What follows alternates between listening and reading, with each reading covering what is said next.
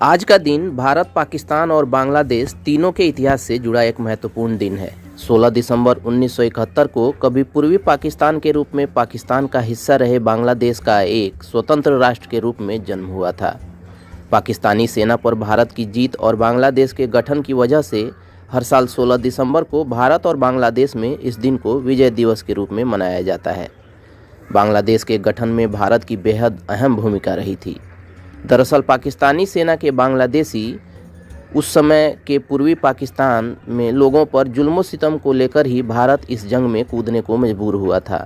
भारत के प्रतिरोध को लेकर पाकिस्तान और भारत के बीच तनाव बढ़ा और आखिर में भारतीय सेना की कार्रवाई के आगे पाकिस्तान के हौसले पस्त हुए और 16 दिसंबर 1971 को ही इतिहास के सबसे बड़े आत्मसमर्पण के रूप में पाकिस्तान के 93,000 सैनिकों ने भारत के आगे घुटने टेक दिए थे।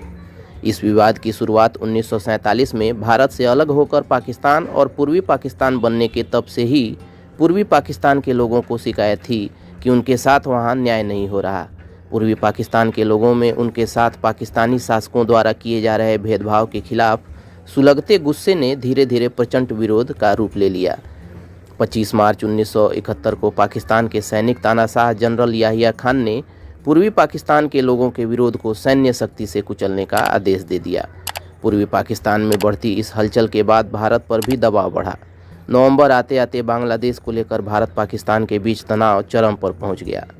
3 दिसंबर 1971 को तब की प्रधानमंत्री इंदिरा गांधी कलकत्ता में एक जनसभा कर रही थीं।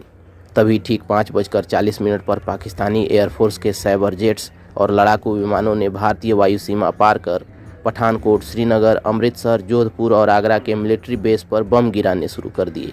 इसके बाद तुरंत ही भारतीय सेना ने भी जवाबी हमला किया।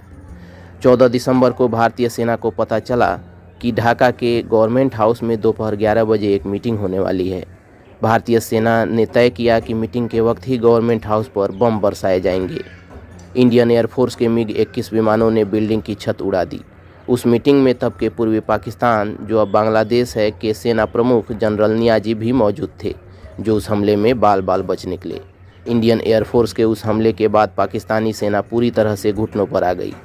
2 दिन बाद ही 16 दिसंबर 1971 को शाम करीब 5 बजे जनरल नियाजी ने 93,000 पाकिस्तानी सैनिकों के साथ भारतीय सेना के सामने सरेंडर कर दिया।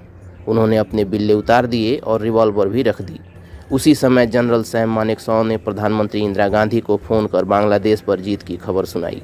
इसके बाद इंदिरा गांधी ने ऐलान किया, ढाका अब एक आज़ाद देश की आज़ाद राजधानी है। चलिए दोस्तों, आज के इस वीडियो में इतना ही। मिलते हैं अगले वीडियो में। तब तक keep searching for knowledge and try to be a kind person.